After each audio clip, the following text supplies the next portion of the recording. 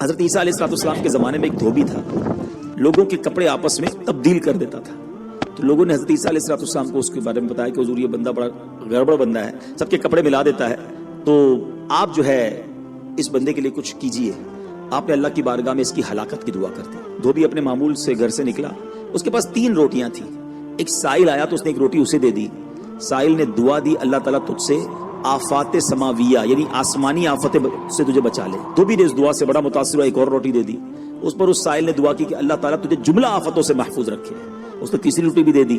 اس سائل نے دعا کی اللہ تعالیٰ تجھے توبہ کی بھی توفیق عطا فرمائے. اب ایک بڑا سانپ جو ہے اس کی گٹھڑی میں داخل ہو چکا تھا، کیونکہ اب اس کی ہلاکت کی دعا ہو گئی تھی. اس سانپ کی گویا قدرتی یہ ڈیوٹی لگائی گئی تھی کہ اس دھوبی کو کاٹنا ہے.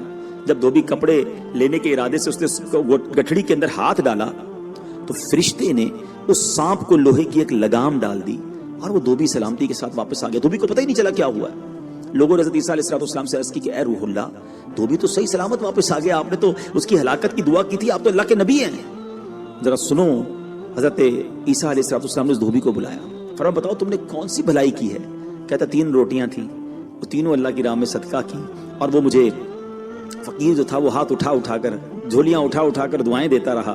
تو آپ علیہ السلام نے اس سانپ سے پوچھا کہ تم نے اسے قتل کیوں نہیں کیا؟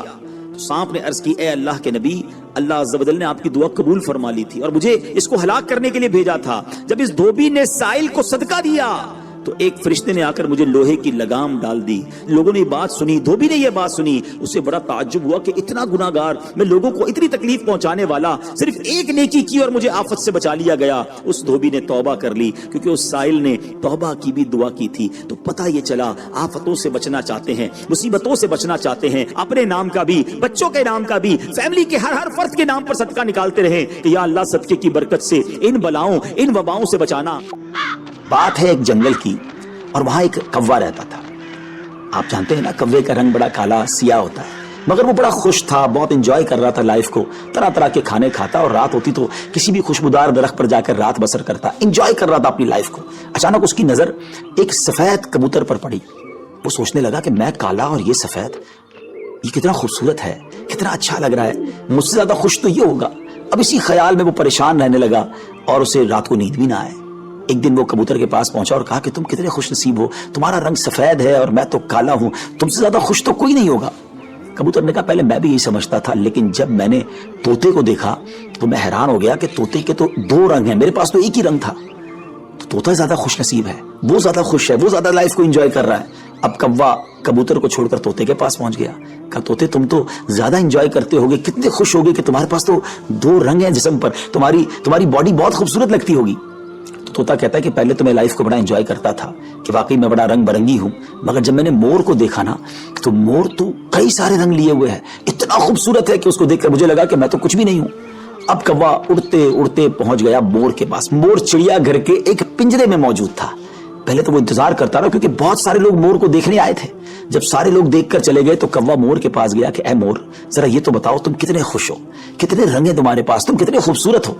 مور کہتا ہے پہلے تو میں یہی سمجھتا تھا کہ ہاں میں بہت خوبصورت ہوں، مگر پھر میں نے غور کیا کہ اسی خوبصورتی کی وجہ سے تو چڑیا گھر میں قید ہو گیا ہوں. روزانہ ہزاروں لوگ مجھے دیکھنے آتے ہیں مگر میں آزاد نہیں ہوں. اور پھر میں نے بڑا غور کیا کہ وہ کون سا پرندہ ہے جو چڑیا گھر میں قید نہیں ہے. تو مجھے سمجھ آئی کہ کوا ہی ایک پرندہ ایسا ہے جو چڑیا گھر میں قید نہیں ہوتا، اس کو کوئی قید نہیں کرتا. ناظرین، کوے نے جب یہ سنا تو اسے احساس ہوا کہ میں بھی اپنی جگہ پر واقعی خوش نصیب ہوں.